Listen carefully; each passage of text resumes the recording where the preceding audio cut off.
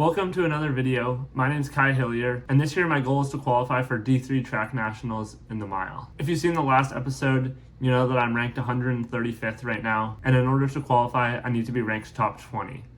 Hey, yes sir, Kai! Here we go, Kai! Get up there, Kai, get up, you got it! Meanwhile, on that inside track, it is Hillier.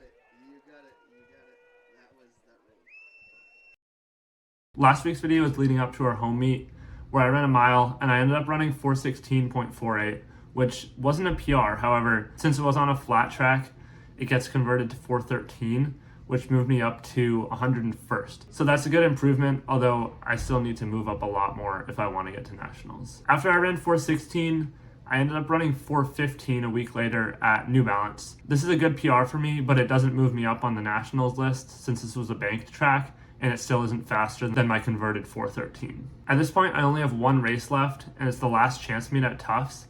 And this meet is on a flat track, and so I'll get that conversion, and my goal is really just to give it everything I have, go for it, and put everything on the line in order to try to qualify. As of right now, if I run under 4:10, I should safely qualify, and so that's really my goal. I know this video is a bit different than the other ones, but I thought it would be cool to kind of show my reaction to the race and kind of show what I think about during a race.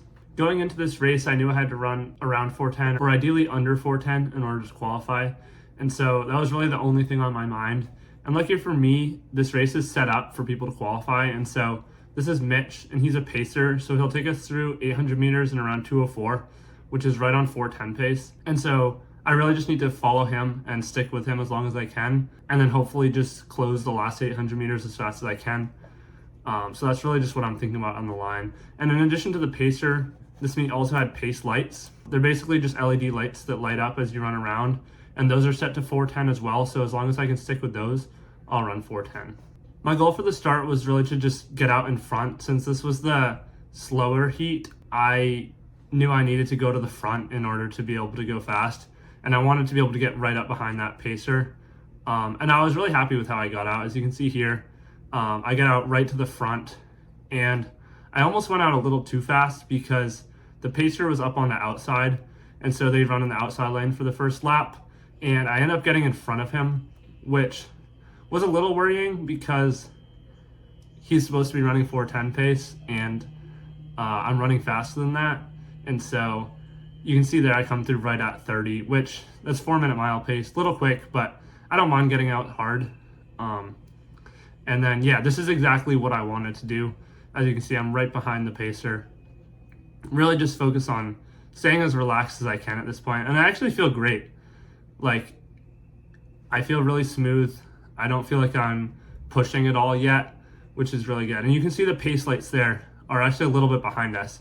And you can see there we come through right at 60 through 400 meters. So we're still right on 4-minute mile pace, which I look at that as I come through and I see the clock. And part of my brain says, this is way too fast, but I feel really good, and so I'm not too worried about it. And you can see here, I think I started to overthink a little bit because I start to give the pacer a couple meters, and he starts to kind of get away a little bit. But you can see we're still about a meter or two in front of the pace lights, so I'm not too worried. And we come through here right at 132 through 600, which is perfect. Still a little quick, but we settled into a good pace. And right here, I kind of realized that the pacer has a little gap on me. And I know that this is my last chance. This is my last meet. And so I just kind of say I have to go with him. So I tried to close that gap a little bit, but he's going pretty quick. And I'm really not too worried at this point because I can tell that I'm still in front of the pace lights. And you can see right there, they're pretty much have caught up to me. So I'm right with them. And this is exactly perfect. The pacer did a great job. We come through right at 2:04. Exactly on 4:10 mile pace, which is exactly where we want to be. And you can see there the lights start to get slightly ahead of me, and I noticed that. I look down and see them, and I really do try to go with them.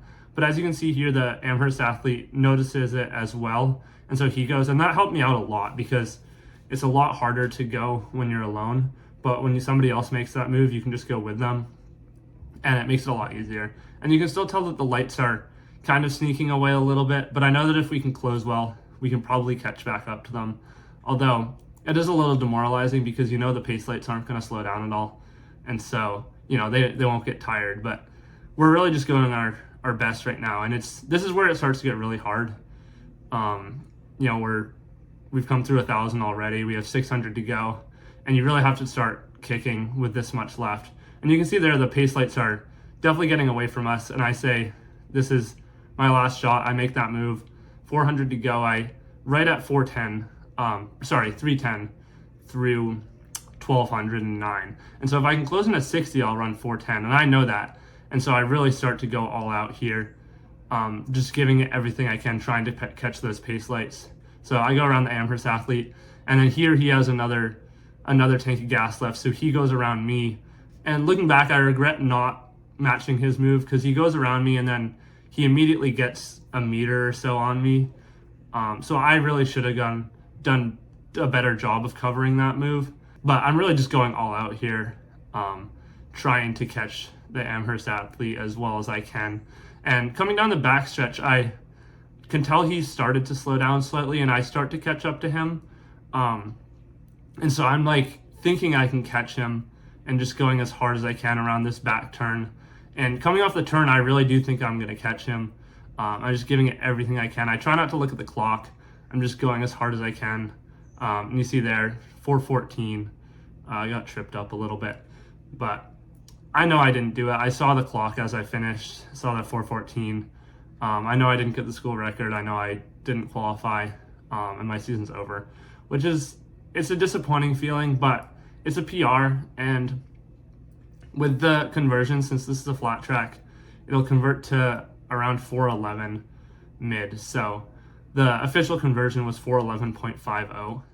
They just released the selections for nationals, and the last time in is 4:08.98, which means I'm 2.52 seconds off of qualifying. I'm actually surprised how close this is, since 4:11.50 puts me 75th in the country, and the 20th time is 4:07.02. But because a lot of people scratched in order to run the DMR, because that event is really competitive this year, and so a lot of athletes gave up their own spot in the mile in order to try to win that relay, which is why it was a lot easier this year to get into the open mile.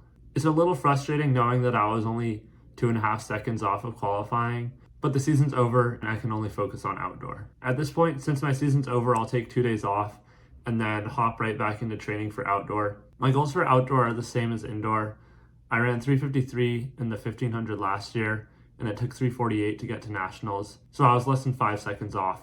So that's my main goal for outdoor. This is the last video in this series, but let me know if you want to see a season 2 where I follow my outdoor season. I mentioned it in the first video, but I've been making these videos for my media workshop class. So shout out to Patrick Johnson and everybody in the class for giving me feedback and helping me make these videos throughout the semester. I don't really know what my plan is for this channel, but thanks for everyone who's subscribed, and I'm sure I'll continue to make videos here and there. Thanks for watching, and I'll see you on the next one. This one's for you young pliers.